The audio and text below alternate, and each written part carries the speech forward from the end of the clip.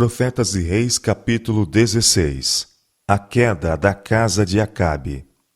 A má influência que desde o início Jezabel havia exercido sobre Acabe continuou durante os últimos anos de sua vida e deu frutos em obras de vergonha e violência, tais como raramente têm sido igualadas na história sacra. Ninguém fora como Acabe, que se vendera para fazer o que era mal aos olhos do Senhor, porque Jezabel, sua mulher, o incitava. De uma disposição cobiçosa, por natureza, Acabe, fortalecido e sustentado na prática do mal por Jezabel, tinha seguido os ditames de seu mau coração, até que ficou inteiramente controlado pelo espírito de egocentrismo. Não podia admitir qualquer recusa a seus desejos. O que desejava, entendia que por direito devia ser seu. Este traço dominante em Acabe, que tão desastrosamente influenciou a sorte dos reinos sob seus sucessores, é revelado em um incidente que teve lugar enquanto Elias era ainda profeta em Israel. Bem junto ao palácio do rei estava uma vinha pertencente a Nabote, um jezreelita. Acabe assentou em seu coração possuir esta vinha, e propôs comprá-la ou dar-lhe em troca outro pedaço de terra. Dá-me a tua vinha, disse ele a Nabote, para que me sirva de horta, pois está vizinha, ao pé da minha casa, e te darei por ela outra vinha melhor do que ela, ou, se parece bem aos teus olhos, dar-te-ei a sua valia em dinheiro. Nabote tinha sua vinha em alto valor, porque havia pertencido a seus pais, e recusava partilhá-la. Guarda-me o Senhor, disse ele a Acabe, de que eu te dê a herança de meus pais.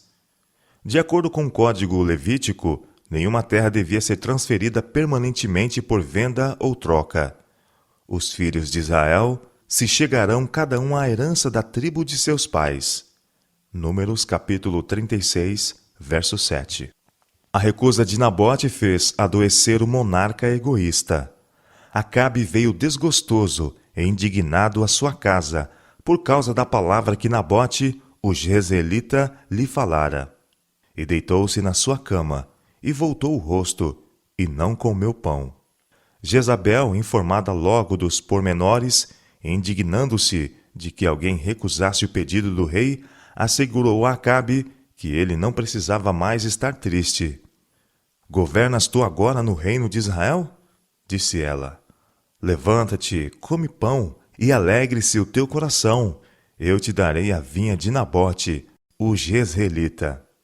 Acabe não cuidou dos meios pelos quais sua esposa poderia conseguir o desejado objeto, e Jezabel imediatamente deu curso a seu ímpio propósito. Ela escreveu cartas em nome do rei e selou-as com seu sinete, enviando-as aos anciãos e nobres da cidade em que Nabote residia, dizendo: Apregoai um jejum, e ponde a Nabote acima do povo. E ponde defronte dele 2 homens, filho de Belial, que testemunhem contra ele, dizendo: Blasfemaste contra Deus e contra o rei, e trazei-o fora, e apedrejai-o para que morra. A ordem foi obedecida. Os homens da sua cidade, os anciãos e os nobres que habitavam na sua cidade, fizeram como Jezabel lhe ordenara, conforme estava escrito nas cartas que lhes mandara. Então Jezabel foi ao rei e ordenou-lhe que se levantasse e tomasse posse da vinha. E Acabe, indiferente às consequências, cegamente seguiu-lhe o conselho e desceu para tomar posse da cobiçada propriedade. Ao rei não foi permitido desfrutar, sem ser incriminado, aquilo que havia alcançado pela fraude e derramamento de sangue. Então veio a palavra do Senhor a Elias, o tesbita, dizendo: Levanta-te, desce para encontrar-te com Acabe, rei de Israel, que está em Samaria. Eis que está na vinha de Nabote, aonde tem descido para possuir. E falar-lhe-ás, dizendo: Assim diz o Senhor: Porventura não mataste e tomaste a herança? E o Senhor deu a Elias posterior instrução para que pronunciasse sobre Acabe um terrível juízo. O profeta deu pressa em executar o divino comando. O governante culpado, encontrando o severo mensageiro de Jeová, face a face na vinha, deu voz a seu súbito temor nas palavras: Já me achaste, inimigo meu? Sem hesitação, o mensageiro do Senhor replicou: Achei-te, porquanto já te vendeste para fazeres o que é mal aos olhos do Senhor. Eis que trarei mal sobre ti, e arrancarei a tua posteridade. Nenhuma misericórdia devia ser mostrada. A casa de Acabe devia ser totalmente destruída, como a casa de Jeroboão, filho de Nebate, e como a casa de Baasa, filho de Aias, declarou o Senhor por intermédio de seu servo. Por causa da provocação com que me provocaste e fizeste pecar a Israel. E a respeito de Jezabel, o Senhor declarou: Os cães comerão a Jezabel, junto ao antemuro de Jezreel. Aquele que de Acabe morrer na cidade, os cães o comerão, e o que morrer no campo, as aves do céu comerão. Quando o rei ouviu esta assustadora mensagem, rasgou seus vestidos, e cobriu a sua carne de saco, e jejuou, e jazia em saco, e andava mansamente. Então veio a palavra do Senhor a Elias, o tesbita, dizendo: Não viste que Acabe se humilha perante mim? Porquanto, pois, se humilha perante mim, não trarei este mal nos seus dias, mas nos dias de seu filho trarei este mal sobre a sua casa. Foi menos de 3 anos mais tarde que o rei Acabe encontrou a morte às mãos dos sírios. Acasias, seu sucessor, fez o que era mal aos olhos do Senhor, porque andou no caminho de seu pai, como também no caminho de sua mãe, e no caminho de Jeroboão. E serviu a Baal, e se inclinou diante dele, e indignou ao Senhor Deus de Israel, como seu pai Acabe tinha feito. Mas os juízos seguiram de perto os pecados do rebelde rei. Uma guerra desastrosa com Moabe, e a seguir um acidente em que sua própria vida foi ameaçada, atestaram da ira de Deus contra ele.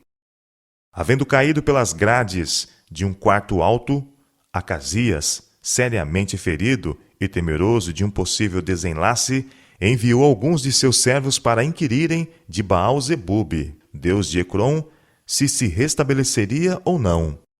Supunha-se que o deus de Ecrom dava informações, através de um médio dentre seus sacerdotes, sobre futuros eventos. Grande número de pessoas ia inquiri-lo sobre isto, mas as predições ali formuladas e as informações dadas procediam do príncipe das trevas. Os servos de Acasias encontraram-se com um homem de Deus que fê-los retornar ao rei com a mensagem: Porventura não há Deus em Israel para irdes consultar a Baal-zebub, deus de Ecrom?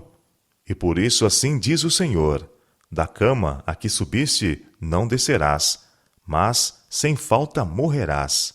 Havendo dado a sua mensagem, o profeta partiu. Os admirados servos voltaram depressa ao rei e repetiram as palavras do homem de Deus.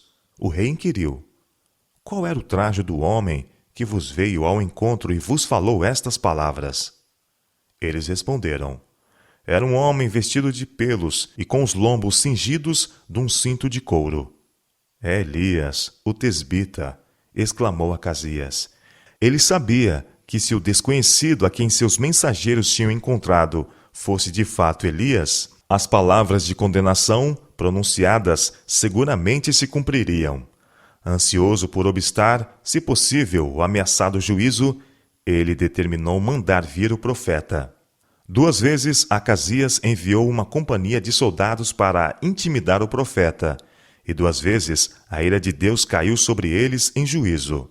A 3ª companhia de soldados humilhou-se perante Deus, e seu capitão, ao aproximar-se do mensageiro do Senhor, pôs-se de joelhos diante de Elias, e suplicou-lhe, e disse-lhe: Homem de Deus, seja, peço-te, preciosa aos teus olhos a minha vida, e a vida destes 50 teus servos. Então o anjo do Senhor disse a Elias: Desce com este, não temas. E levantou-se e desceu com ele ao rei. E disse-lhe: Assim diz o Senhor: Por que enviaste mensageiros a consultar a Baal-zebub, deus de Ecrom? Porventura é porque não há Deus em Israel para consultar as suas palavras? Portanto, desta cama a que subiste não descerás, mas certamente morrerás. Durante o reinado de seu pai, Acasias tinha testemunhado as maravilhosas obras do Altíssimo. Ele vira as terríveis evidências que Deus havia dado ao apostatado Israel, da maneira como ele trata os que põem de lado obrigatórios reclamos de sua lei. Acasias tinha agido como se essas terríveis realidades fossem apenas tolas histórias. Em vez de humilhar seu coração perante o Senhor, ele havia seguido após Baal e afinal tinha arriscado sobre isto seu mais ousado ato de impiedade. Rebelde e não disposto a arrepender-se, Acasias morreu, conforme a palavra do Senhor, que Elias falara. A história do pecado do rei Acasias e sua punição traz em si uma advertência que ninguém pode subestimar impunemente. Homens de hoje podem não prestar homenagem a deuses pagãos, contudo, milhares estão adorando no altar de Satanás, tão verdadeiramente como fizera o rei de Israel. O espírito de idolatria predomina no mundo hoje, embora sob a influência de ciência e educação tenha assumido formas mais refinadas e atrativas que nos dias em que Acasias procurou Deus de Ecrom.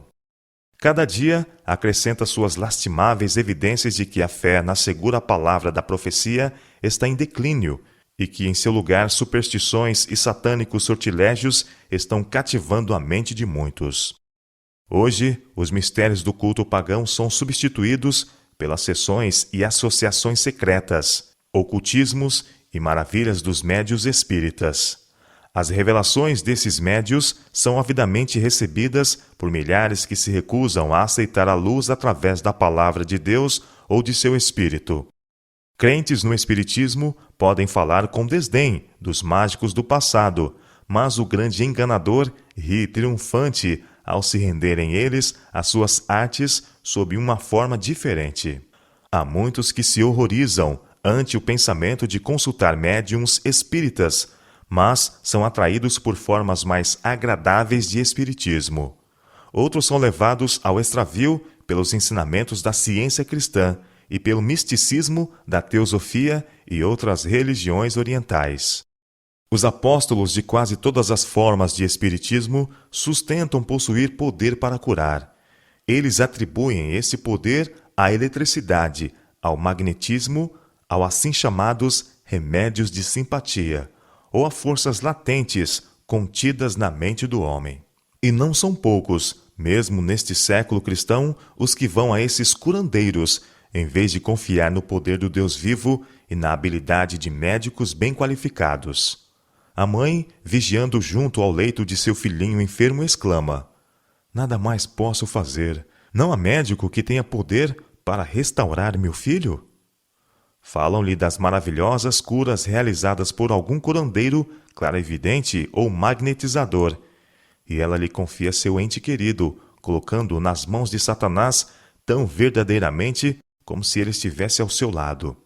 Em muitos casos, a vida futura da criança é controlada por um poder satânico que parece impossível quebrar. Deus tinha motivos para desgostar-se ante a impiedade de Acasias. Que não havia ele feito para conquistar o coração do povo de Israel e inspirar-lhes confiança em si? Durante séculos ele estivera dando a seu povo manifestações de bondade e amor nunca igualados. Desde o início, mostrara que tinha suas delícias com os filhos dos homens. Provérbios, capítulo 8, verso 31. Fora um auxílio sempre presente a todos os que o buscavam em sinceridade. Contudo, o rei de Israel, desviando-se agora de Deus para suplicar ajuda ao pior inimigo de seu povo, proclamava aos pagãos que tinha mais confiança nos seus ídolos do que no Deus do céu. De igual maneira, homens e mulheres desonram-no quando tornam da fonte de força e sabedoria para solicitar auxílio ou conselho dos poderes das trevas. Se a ira de Deus foi acesa pelo ato de Acasias, como considera ele os que, tendo ainda maior luz, escolhem adotar uma conduta semelhante? Os que se entregam aos sortilégios de Satanás podem presumir de grandes benefícios recebidos. Mas prova isto que sua conduta é sábia ou prudente? Como seria se a vida fosse prolongada?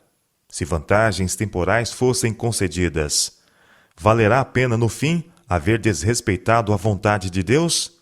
Tais lucros aparentes provar-se-ão no final uma perda irreparável. Não podemos derribar impunemente uma única barreira que Deus tenha erigido para guardar seu povo do poder de Satanás. Como Acasias não tivesse filhos, foi sucedido por Jorão, seu irmão, o qual reinou as 10 tribos por 12 anos. Durante esses anos, sua mãe, Jezabel, ainda viveu e continuou a exercer sua má influência sobre os negócios da nação. Costumes idólatras eram ainda praticados por muitos dentre o povo. O próprio Jorão fez o que era mal aos olhos do Senhor, porém não como seu pai, nem como sua mãe, porque tirou a estátua de Baal que seu pai fizera. Contudo, aderiu aos pecados de Jeroboão, filho de Nebate, que fizera pecar a Israel, nem se apartou deles. 2 Reis, capítulo 3, versos 2 e 3. Foi durante o reinado de Jorão sobre Israel que Josafá morreu, e seu filho, chamado Jeorão, subiu ao trono do reino de Judá. Por seu casamento com a filha de Acabe e Jezabel, Jeorão de Judá estava intimamente associado com o rei de Israel, e em seu reinado seguiu após Baal, como fazia a casa de Acabe. Também fez altos nos montes de Judá, e fez com que se corrompessem os moradores de Jerusalém, e até a Judá impeliu a isso. 2 Crônicas, capítulo 21, versos 6 e 11. Ao rei de Judá não foi permitido continuar com sua terrível apostasia sem reprovação. O profeta Elias não havia ainda sido trasladado, e ele não podia permanecer em silêncio enquanto o reino de Judá estava seguindo o mesmo curso que tinha levado o reino do norte à beira da ruína. O profeta enviou a Jeorão, de Judá, uma comunicação escrita, em que o ímpio rei leu as terríveis palavras.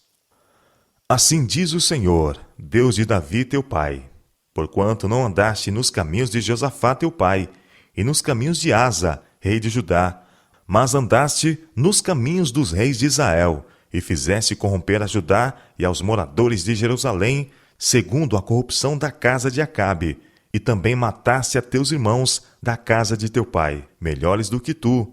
Eis que o Senhor ferirá com grande flagelo o teu trono, e a teus filhos, e as tuas mulheres, e a todas as tuas fazendas. Tu também terás uma grande enfermidade. Em cumprimento desta profecia, despertou o Senhor contra Jeorão o espírito dos filisteus e dos arábios, que estão da banda dos etíopes. Estes subiram a Judá e deram sobre ela, e levaram toda a fazenda que se achou na casa do rei, como também a seus filhos e as suas mulheres.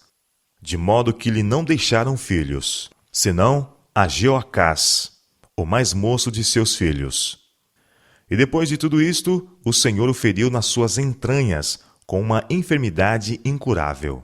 E sucedeu que depois de muitos dias, e chegado que foi o fim de 2 anos, morreu de más enfermidades. E Acasias, seu filho, reinou em seu lugar. 2 Crônicas, capítulo 21, versos 12 a 19, e 2 Reis, capítulo 8, verso 24. Jorão, o filho de Acabe, estava ainda reinando no reino de Israel, quando seu sobrinho, Acasias, subiu ao trono de Judá. Acasias reinou apenas 1 ano, e durante este tempo, influenciado por sua mãe, Atalia, sua conselheira para obrar impiamente, andou nos caminhos da casa de Acabe, e fez o que era mal aos olhos do Senhor. 2 Crônicas, capítulo 22, versos 3 e 4.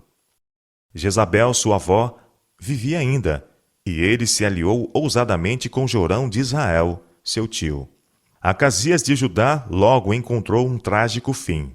Os membros sobreviventes da casa de Acabe foram, sem dúvida, seus conselheiros depois da morte de seu pai para sua perdição. Enquanto Acasias estava em visita a seu tio em Jezreel, o profeta Eliseu foi divinamente dirigido para que enviasse um dos filhos dos profetas a Ramote-Gileade, a fim de ungir a Jeú como rei de Israel. As forças combinadas de Judá e Israel estavam, nessa ocasião, empenhadas numa campanha militar contra os sírios de Ramote-Gileade. Jorão havia sido ferido em combate e retornara a Jezreel, deixando Jeú no comando dos exércitos reais. Ao ungir Jeú, o mensageiro de Eliseu declarou: Ungi-te rei sobre o povo do Senhor, sobre Israel. E então solenemente pôs sobre Jeú uma especial comissão do céu: E ferirás a casa de Acabe, teu senhor. o Senhor declarou por intermédio de seu mensageiro: para que eu vingue o sangue de meus servos, os profetas, e o sangue de todos os servos do Senhor da mão de Jezabel, e toda a casa de Acabe perecerá. 2 Reis capítulo 9, versos 6 a 8. Depois de haver sido proclamado rei pelo exército, Jeú dirigiu-se apressadamente para Jezreel, onde deu início à obra de execução de todos aqueles que deliberadamente haviam escolhido prosseguir no pecado e levar outros a pecar. Jorão, de Israel, Acasias, de Judá, e Jezabel, a rainha-mãe, todos os restantes da casa de Acabe em Jezreel, como também a todos os seus grandes e os seus conhecidos e os seus sacerdotes, foram mortos.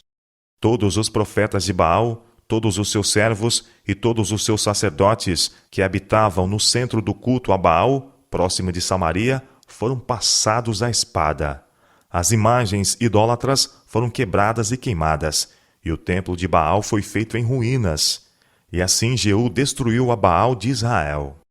2 Reis capítulo 10, verso 11, 19 e 28. Notícias desta execução geral chegaram até Atalia, filha de Jezabel, que ainda ocupava uma posição de autoridade no reino de Judá. Quando ela viu que seu filho, o rei de Judá, era morto, levantou-se e destruiu toda a descendência real. Nesse terrível massacre, todos os descendentes de Davi, que eram elegíveis ao trono, foram destruídos, salvo uma criança de nome Joás, a quem a esposa de Joiada, o sumo sacerdote, escondeu nas recâmaras do templo. Durante 6 anos, a criança permaneceu ali, escondida, enquanto Atalia reinava sobre a terra. 2 Reis capítulo 10, versos 11, 19 e 28. No fim deste tempo, os levitas e todo o Judá uniram-se com Joiada, o sumo sacerdote, para coroar e ungir o pequeno Joiás, aclamando o rei. E bateram as mãos e disseram: Viva o rei! 2 Reis capítulo 11, verso 12. Ouvindo, pois, Atalia a voz do povo que corria para louvar o rei, veio ao povo à casa do Senhor. E olhou, e eis que o rei estava junto à coluna, conforme o costume, e os capitães e as trombetas junto ao rei, e todo o povo da terra estava alegre, e tocava as trombetas.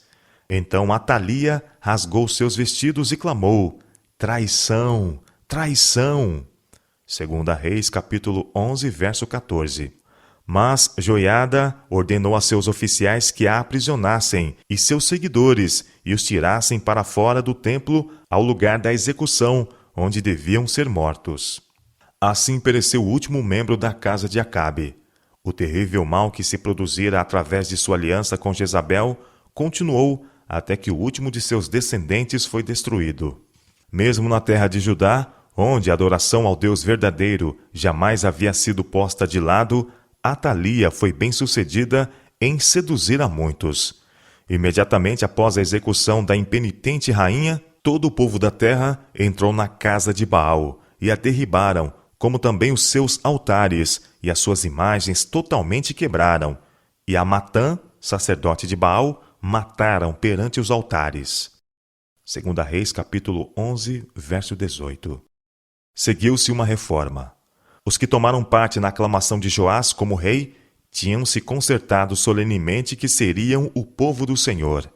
E agora que a maléfica influência da filha de Jezabel tinha sido removida do reino de Judá, e os sacerdotes de Baal haviam sido mortos e seu templo destruído, todo o povo da terra se alegrou e a cidade repousou. 2 Crônicas capítulo 26, versos 13 e 21.